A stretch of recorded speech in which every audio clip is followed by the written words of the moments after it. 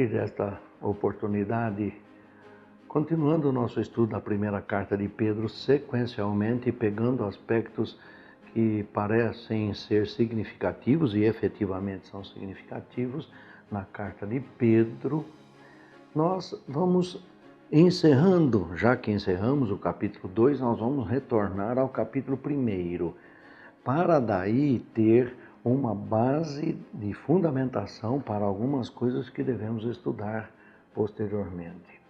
Para isso, nós vamos começar na primeira carta de Pedro, capítulo 1, versículo 1, e vamos aí em diante em todo o capítulo 1. No capítulo 1, versículo 1, encontramos as seguintes palavras: Pedro, apóstolo de Jesus Cristo, aos eleitos que são forasteiros da dispersão no Ponto, Galácia, Capadócia, Ásia e Bitínia. Uma outra versão diz assim, que trabalhando um texto que se refere mais ou menos à mesma circunstância, em Tiago 1, versículo 1b, diz assim: envio saudações a todo o povo de Deus espalhado pelo mundo inteiro. É engraçado o seguinte, nós encontramos sempre esta ideia na Bíblia: espalhar e reunir, dispersar e congregar. Essas duas circunstâncias que têm sentidos opostos, mas têm significados bastante expressivos quando nós olhamos esses opostos dentro da palavra de Deus. A história de Israel e a igreja tomaram corpo, se solidificaram a partir da dispersão. A dispersão sempre foi um instrumento. E é interessante que, para permanecerem juntos, ficarem fortes, os descendentes de Noé intentaram construir uma grande torre.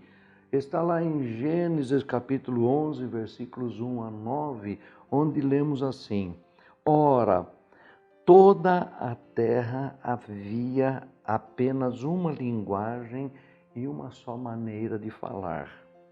Sucedeu que, partindo eles do Oriente, deram com uma planície na terra de Sinar e habitaram ali. E disseram uns aos outros: vinde, façamos tijolos e queimemo-los bem. Os tijolos serviram-lhes de pedra e o betume de argamassa. Disseram: vinde, edifiquemos para nós uma cidade e uma torre, cujo topo chegue até aos céus, e tornemos célebre o nosso nome, para que não sejamos espalhados por toda a terra. Então desceu o Senhor para ver a cidade e a torre que os filhos dos homens edificavam. E o Senhor disse: eis que o povo é um, e todos têm a mesma linguagem. Isto é apenas o começo. Agora não haverá restrição para tudo o que intentarem fazer. Vinde, desçamos e confundamos ali a sua língua, para que um não entenda a linguagem de outro. Destarte, o Senhor os dispersou dali pela superfície da terra e cessaram de edificar a cidade. Chamou-se-lhe por isso o nome Babel, porque ali confundiu o Senhor a linguagem de toda a terra, e dali o Senhor os dispersou por toda a superfície da terra. Outra dispersão, não voluntária, mas circunstancial, ela foi provocada desta vez na cidade de Jerusalém, depois do arrebatamento do Senhor Jesus Cristo. Houve uma grande perseguição dos cristãos.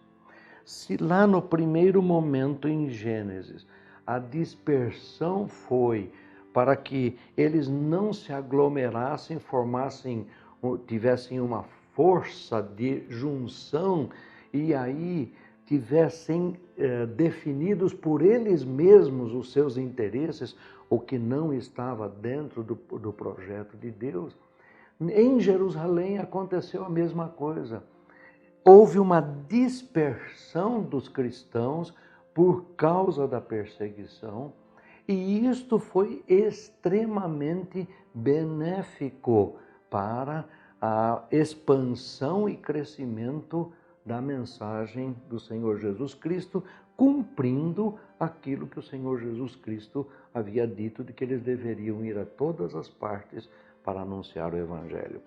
Encontramos em Atos capítulo 8, versículo 1, a seguinte expressão: E Saulo consentia na sua morte de Estevão. Naquele dia levantou-se grande perseguição contra a igreja em Jerusalém, e todos, exceto os apóstolos, foram dispersos pelas regiões da Judéia e de Samaria. Graças a essa dispersão provocada a partir do apedrejamento de Estevão e da morte por degola do apóstolo Tiago, os discípulos se estabeleceram em muitas outras cidades e muitas outras regiões. E isto cumpria então o que o Senhor Jesus Cristo havia dito em Marcos capítulo 16, versículo 15, que diz assim: E disse-lhes, ide por todo o mundo e pregai o evangelho a toda criatura. A frase "a união faz a força" expressa uma verdade, mas uma possível negativa, a dispersão enfraquece, nem sempre é assim. Tanto é verdade que na época dos apóstolos apareceu lá um tal de Teudas. Ele arregimentou mais ou menos 400 pessoas e ele estava querendo estabelecer uma espécie de domínio. E em Atos capítulo 5, versículo 34 em diante, diz assim: Mas levantando-se no sinédrio um fariseu chamado Gamaliel, mestre da lei, acatado por todo o povo, mandou retirar os homens por um pouco e lhes disse: Israelitas, atentai bem no que ides fazer a estes homens, porque antes destes dias se levantou Teudas, insinuando ser ele alguma coisa, ao qual se agregaram cerca de 400 homens. Mas ele foi morto, e todos quantos lhe prestavam obediência se dispersaram e deram em nada. Depois desse levantou-se Judas, o Galileu, nos dias do recenseamento, e levou muitos consigo. Também este pereceu, e todos quantos lhe obedeciam foram dispersos. Após a morte de Estevão, uma grande perseguição começou aos cristãos. Os líderes judeus pareciam ter ganho uma vitória, porque com a dispersão acharam que aconteceria a mesma coisa que aconteceu com Teudas e Judas. Então, dispersando enfraquece, só que eles se esqueceram de que o sangue dos mártires é a semente da igreja. Ora, esta circunstância mostra que nem sempre a dispersão ela é negativa.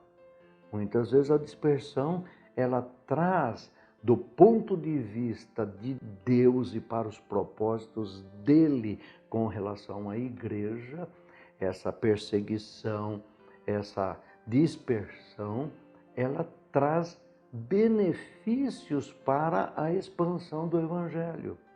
Ora, havia e há nos cristãos efetivamente comprometidos com o reino, há uma resistência há uma resistência em manter-se fiéis, há uma decisão clara de seguir ao Senhor Jesus Cristo. E há uma firmeza que ninguém pode desfazer disto. Ora, mentes tímidas podem ser levadas à apostasia quando em perseguição. Em outras palavras, seguir ao Senhor Jesus Cristo quando tudo vai indo bem, isso é fácil. Mas manter a fé e manter a firmeza de decisão quando os tempos são difíceis, este é o grande desafio para o cristão. Quando os tempos são difíceis no relacionamento familiar, quando os tempos são difíceis no relacionamento social, quando os tempos são difíceis no aspecto econômico, no aspecto político, no aspecto institucional, manter o foco no Senhor Jesus Cristo e naquele propósito de Deus para nós, aí está a grande diferença daquele que efetivamente é cristão. Que ele não abandona o barco, ele não sai fugindo somente por questões adversas. Ora, no que diz a igreja, a dispersão fazia parte dos planos de Deus. A morte de Jesus, seguida a sua ressurreição, provocou uma dispersão positiva. O movimento do cristianismo cresceu fantasticamente, ao ponto de Paulo dizer em Efésios, capítulo 4, versículos 3 a 6, ele diz assim: esforçando-vos diligentemente por preservar a unidade do Espírito no vínculo da paz. Há somente um corpo e um Espírito, como também fostes chamados numa só esperança da vossa vocação. Há um só Senhor, uma só fé, um só batismo, um só Deus e Pai de todos, o qual é sobre todos e age por meio de todos e está em todos. Ora, existe uma só igreja. Esta igreja não tem paredes, esta igreja não tem hierarquias, nem tampouco patrimônio físico, e sua unidade se sustenta na unidade de Deus, na comunhão daqueles que professam uma mesma fé. Por isso a igreja é um organismo vivo, vivo no meio de um mundo onde ela se expressa. E esta presença da igreja se torna significativa, se torna importantíssima, e ela muitas vezes, essa presença da igreja se faz a partir da dispersão. É fato que a igreja estar no mundo, ainda que não deva se contaminar com ele, porém esta permanência tem acarretado à igreja a realidade de igreja perseguida. É claro que nós temos graus de perseguição. Perseguição em alguns lugares, alguns países, são perseguições institucionais do governo.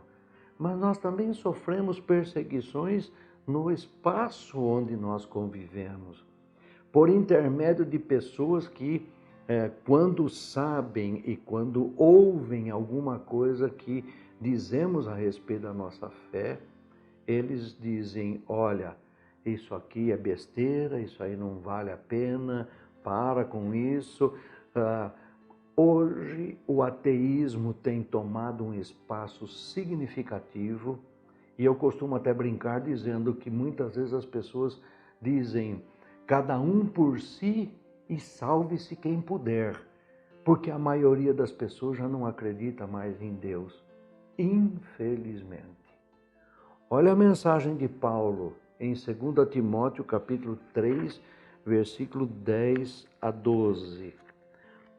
Tu, porém, tens seguido de perto o meu ensino, procedimento, propósito, fé, longanimidade, amor, perseverança.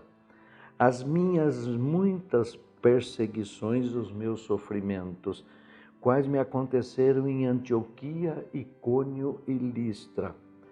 Que variadas perseguições tenho suportado, de todas, entretanto, me livrou o Senhor. Ora, todos quantos querem viver piedosamente em Cristo Jesus serão perseguidos. A perseguição faz parte da história da igreja. A perseguição faz parte da vida daquele que se diz cristão. E o Senhor Jesus Cristo não escondeu isso. E esta perseguição, ela tem o sentido tem o objetivo de dispersar. Mas essa dispersão é usada por Deus para alcançar o seu propósito de levar a mensagem a muitas pessoas e a muitos lugares. Quando nós pensamos em levar a mensagem, nós não estamos pensando só a outros países e etc., mas no lugar mesmo onde nós estamos, onde nós vivemos.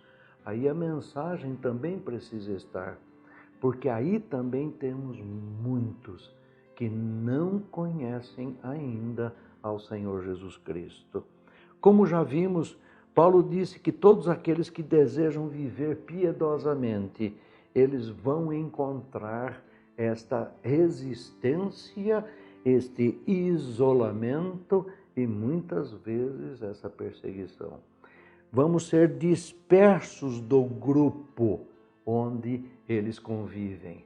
Ora, Paulo chama a atenção em 2 Timóteo capítulo 3, versículos 12 a 15, quando diz: ora, todos quantos querem viver piedosamente em Cristo serão perseguidos, mas os homens perversos e impostores irão de mal a pior, enganando e sendo enganados. Tu, porém, permanece naquilo que aprendeste, de que foste inteirado, sabendo de quem o aprendeste, e que, desde a infância, sabes as sagradas letras, que podem tornar-te sábio para a salvação pela fé em Cristo Jesus. Prestem atenção no que Paulo diz. Paulo diz no versículo 12, todos quantos querem viver piedosamente em Cristo serão perseguidos. Ele não está falando de uma hipótese, de uma possibilidade. Ele está falando de uma realidade que vamos encontrar quando decidimos efetivamente seguir ao Senhor Jesus Cristo. O mundo decaído não suporta ver pessoas verdadeiramente transformadas. E essa transformação que o Senhor Jesus Cristo traz é uma transformação efetiva, é uma transformação definitiva. Vivemos num tempo de religiões que estão preocupadas com as observâncias externas, religiões de aparência, onde há leis cerimonialistas que precisam ser cumpridas, porque se não forem cumpridas, Deus não vai me receber, Deus não vai se agradar de mim. Ora, muito mais fazem isto por medo do que sendo da parte de Deus. Essa perseguição pela esperança e pela perseverança na nossa fé, seremos recompensados, do que uma profunda transformação do coração e da mente que se espera de cada um de nós. Ou seja, aquilo que pensávamos, já não pensamos mais. Quem tem apenas uma religião externa e superficial, não suporta ver a situação daquela pessoa que efetivamente está passando por uma transformação a partir de dentro. É interessante observar. O Senhor Jesus Cristo não faz reforma do ser humano. Ele começa do zero com o novo nascimento. E é certo que Satanás, desejoso de que a gente entre em apostasia, ou seja, fique aí, nem sim, nem não, quanto mais principalmente, né? É fé, mas não é fé, é vida cristã, mas não é vida cristã. Jesus chama a atenção para dizer que se nós estamos dispostos a viver efetivamente como cristãos, nós precisamos entender que antes de levarmos em consideração o fato de que estamos sendo perseguidos e dispersos, nós precisamos atentar para um detalhe. Olha o que diz o Evangelho de João, no capítulo 15, versículos 18 a 21. Ele diz assim: se o mundo vos odeia, sabei que primeiro do que a vós outros me odiou a mim. E olha o versículo 21. Tudo isto, porém, vos farão por causa do meu nome. E aí, no contexto, ele vai dizer: lembrai-vos da palavra que eu vos disse, não é o servo maior que o seu senhor. Se me perseguiram a mim, também perseguirão a vós outros. Se guardaram a minha palavra, também guardarão a vossa.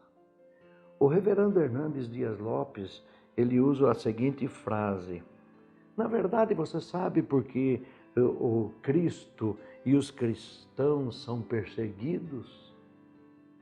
Porque Cristo ressuscitou e está vivo. Se ele estivesse morto, ninguém ia se preocupar com ele. Porque Cristo vive.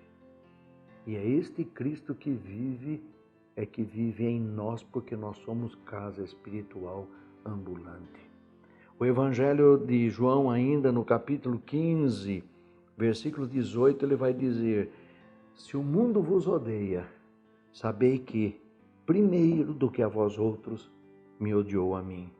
Certas perseguições são inevitáveis aos cristãos, não tem como fugir, não tem como escapar. E, por outro lado, por mais contraditório que isso possa parecer, podemos nos regozijar na situação de perseguição e de dispersão quando o Senhor Jesus Cristo, lá em Mateus, capítulo 5, versículos 10 a 12, ele vai dizer o seguinte: bem-aventurados os perseguidos por causa da justiça, porque deles é o reino dos céus. Bem-aventurados sois quando por minha causa vos injuriarem e vos perseguirem e mentindo disserem todo mal contra vós. Regozijai-vos e exultai, porque é grande o vosso galardão no céu, pois assim perseguiram aos profetas que viveram antes de vós. Toda a igreja em Jerusalém, na ocasião, foi dispersa, mas eles iam por toda parte pregando a palavra. A dispersão, a perseguição, em princípio pode parecer algo negativo, mas se nós mantivermos o foco e estivermos firmes no Senhor, essa perseguição e essa dispersão, ela será positiva, porque Deus vai utilizar essa circunstância para o seu propósito. Não se deixe abater pelas perseguições, não se deixe abater pelas circunstâncias, pelas tribulações que são passageiras. Não se deixe abater se porventura você estiver enfrentando problemas familiares, problemas no serviço, problemas de convivência por causa da sua fé. Mantenha firme a sua fé e Deus vai recompensá-lo, porque disto vimos já anteriormente, Deus se agrada quando mantemos a nossa caminhada firmes, passos firmes e olhando para o autor e consumador da nossa fé, Jesus Cristo. Não desanime, não descanse, não o abandone, mantenha firme a sua fé naquele que te chamou para esta caminhada. Deus te abençoe.